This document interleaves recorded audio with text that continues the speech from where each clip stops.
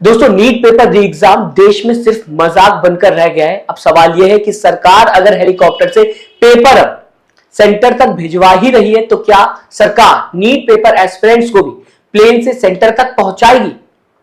मतलब बार बार गलती, और इतनी बार गलती कोई कैसे कर सकता है? दोस्तों, नागपुर जो महाराष्ट्र में है, यहां के एक स्टूडेंट अब्दुल्ला मोहम्मद ने नीट पेपर री एग्जाम का एडमिट कार्ड डाउनलोड किया और उसमें उसका सेंटर था अबू धाबी, यूएई।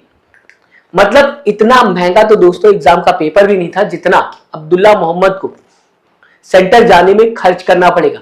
क्या सरकार नीट री एग्जाम के बहाने इस बच्चे को फॉरेन ट्रिप पर भेजना चाहती है, या ये माने कि अब इंडिया में कोई भी पेपर लीक देखने को नहीं मिलेगा क्योंकि सरकार सीधा सीधा अब एग्जाम ही यूएई में कराना चाहती?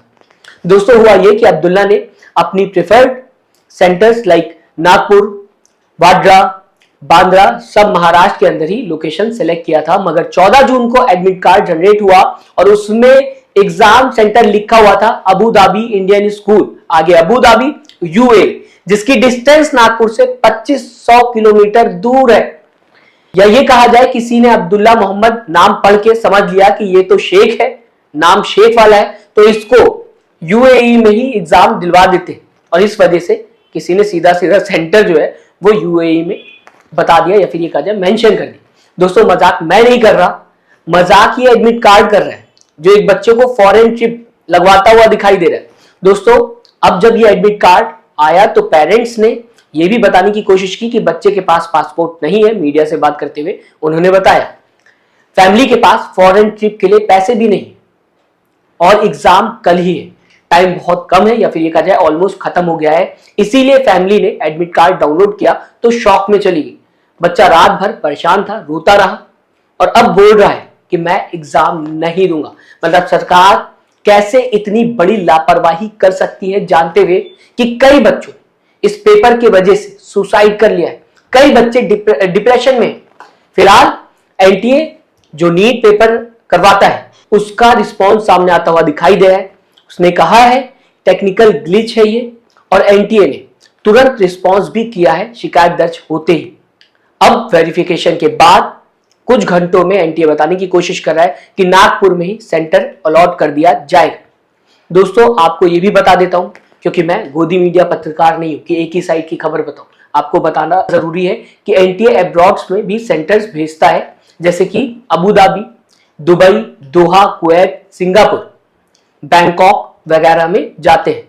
Mainly NRI, OCI, foreign students के लिए ये सेंटर्स रखे जाते हैं। डोमेस्टिक इंडियन स्टूडेंट्स के लिए नहीं किया जाता ये सब कुछ, बाहर के जो स्टूडेंट्स हैं उनके लिए किया जाता है ताकि उनको आसानी। ये क्लियर एडमिनिस्ट्रेशन एरर कहा जा सकता है जो सामने आता हुआ दिखाई दिया। फिलहाल अब इस पूरे मामले पर राहुल गांधी का भी बयान सामने आता हुआ दिखाई दे रहा है। उन्होंने ट्वीट किया है और ट्वीट करके लिखते हुए दिखाई दे रहा है, नागपुर का एक बच्चा 1 महीने से नीट री एग्जाम की तैयारी कर रहा था। कल परीक्षा से ठीक एक दिन पहले उसने एडमिट कार्ड डाउनलोड किया, उसका सेंटर निकला अबू धाबी।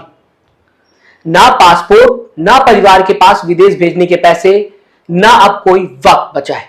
वो रात भर रोता रहा और परीक्षा देने से ही मना कर रहा है। क्या इस तनाव की कल्पना भी की जा सकती है? आखिर ऐसा हुआ भी कैसे? कल किसी भी छात्र को सेंटर तक ना पहुंच पाने की शिकायत नहीं होनी चाहिए। एनटीए असल में देश के बच्चों और उनके परिवार और उनके माता पिता का सिर्फ धीरज टेस्ट कर रहा है। जो सिस्टम एक बच्चे को अपने ही शहर में एक सेंटर नहीं दे सकती, उल्टा विदेश भेज सकती है, उसे परीक्षा कराने का कोई हक नहीं। कोटा में मैंने यही कहा था, यह अब शिक्षा व्यवस्था नहीं रही, या एक पूरी पीढ़ी के पैसे, समय, मानसिक शांति की वसूली। हमारे बच्चों के भविष्य के साथ जुआ खेलना बंद कीजिए। वो एक संवेदनशील, जिम्मेदार और जवाबदेह शिक्षा व्यवस्था और परीक्षा के अधिकारी हैं और हम उन्हें ये दिलवाकर रहेंगे। मतलब दोस्तों, राहुल गांधी ने भी इस नीट एस्पिरेंट की आवाज उठाई है। अब देखना यह है कि कितने कम टाइम में एनटीए ये जो गड़बड़ी होते हुए दिखाई दे रही उसको मैनेज करता है और करेक्ट करता है अपनी गड़बड़ी को, और कब तक ऐसी लापरवाही होती रहेगी दोस्तों, क्योंकि ये पहली बार नहीं हुआ, इससे पहले कई बार इस तरह की गलती हो चुकी है। लोकेशन कहीं और पर दे दी जाती है, पेपर लीक हो जाता है। कई सालों से ये गड़बड़ी देखने को मिल रही है। तो कब तक ऐसी लापरवाही देखने को मिलेगी, कब तक गड़बड़ियां ऐसी देखने को मिलेंगी, कब तक बच्चों के भविष्य के साथ खिलवाड़ किया जाएगा? क्या शिक्षा का मजाक बनना सही है? नीट एग्जाम जो पहले से ही विवादों में है, क्या अब सरकार इस पर ध्यान देगी? ये बहुत बड़ा सवाल है। क्या कोई रिस्पॉन्सिबिलिटी लेगा? फिलहाल इस पूरी खबर को आप किस तरीके से देखते हैं, मैं चाहूंगा दोस्तों अपनी राय कमेंट बॉक्स में जरूर लिखिएगा। साथ ही साथ चैनल को सब्सक्राइब और वीडियो को लाइक करना मत भूलिएगा दोस्तों। अगर आप इस तरह की खबर आगे देखना चाहते हैं, अगर आप गोदी मीडिया को देखते हैं तो सब्सक्राइब मत करिएगा, कोई बात नहीं, लेकिन अगर आप रियल न्यूज देखना चाहते हैं तो जरूर सब्सक्राइब करिएगा और साथ ही साथ अपना ध्यान रखिएगा। नमस्कार।